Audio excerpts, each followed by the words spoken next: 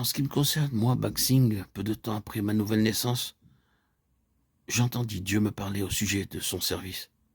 Mais son appel ne devint clair pour moi que 2 ans plus tard. Un mois après ma conversion, je me rendis à une réunion. Personne de ce lieu ne me connaissait. Après la rencontre, je me tins à l'extérieur de l'édifice en parfait étranger. Un grand monsieur s'approcha de moi et me demanda pourquoi n'allez-vous pas en Inde y prêcher l'évangile. Je lui répondis, monsieur, je suis ingénieur. J'ai consacré de nombreuses années à des études d'ingénieur. En plus de cela, je bégaye et pour comble de malheur, je suis timide. Comment une telle personne peut-elle devenir un prédicateur? Il n'ajouta rien, mais ces paroles, pourquoi ne renoncez-vous pas à la carrière d'ingénieur pour aller prêcher l'évangile en Inde, continuèrent à résonner dans mon esprit. Après être nés de nouveau, nous avons tous le désir de servir le Seigneur. Il est bon d'avoir un tel désir, mais nous devons prier de façon précise. Seigneur, que ton appel soit clair pour moi. Bien que je connaisse mes limitations, mes faiblesses, mes manquements et mes handicaps de toutes sortes, cependant je sais que tu as un plan pour moi. Veuille me faire savoir ce que tu attends de moi. Il faut que nous ayons un ardent désir de connaître le plan de Dieu pour nous. Dieu a montré à Moïse les 2 grands desseins qu'il avait pour lui. Être son porte-parole comme témoin et être son serviteur en tant que messager. L'Éternel dit, j'ai vu la souffrance de mon peuple qui est en Égypte, et j'ai entendu les cris que lui font pousser ses oppresseurs, car je connais ses douleurs.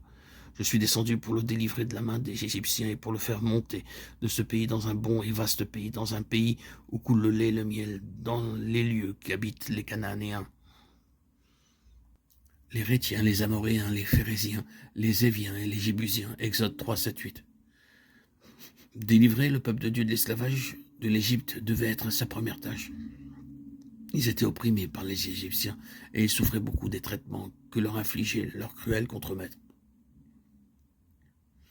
Ils devaient travailler dur, nuit et jour, sans être payés. Dieu vit l'affliction de son peuple, il vit la façon dont ils étaient opprimés et maltraités par les Égyptiens. Il a également entendu leurs cris, il désirait les délivrer. Il voulait faire de Moïse son collaborateur afin que cette grande libération se fasse par son moyen. Ensuite, Dieu voulait que Moïse conduise son peuple dans un pays où coule le lait et le miel. Bien que Dieu ne nous appelle pas comme il a appelé Moïse pour une tâche extrêmement importante, cependant, il nous appelle tous pour une tâche particulière. Quel que soit le travail qu'il nous donne, celui-ci est également précieux à ses yeux. Chacun d'entre nous trouve sa tâche très difficile, comme une montagne énorme, selon l'appréciation de Zorobabel. Si vous voulez grandir spirituellement, vous devez être prêt à entendre son appel et à lui obéir. Nous devrions prier, ô Seigneur, montre-moi la façon dont je peux te servir, t'obéir et être de quelque utilité. Alors, il nous guidera et nous aidera jour après jour. Nous devons être conscients que Dieu veut nous employer pour sa gloire. C'est par nous qu'il veut libérer ceux qui sont dans l'esclavage. Après leur délivrance, ils doivent pleinement devenir la propriété du Seigneur afin de jouir de leur salut.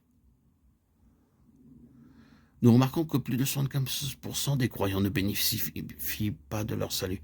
Ils mènent une existence tout à fait ordinaire. Ils ne peuvent pas comprendre les vérités plus profondes du salut et les intentions de Dieu pour eux. Nous pouvons aider de tels gens par l'amour et la communion fraternelle.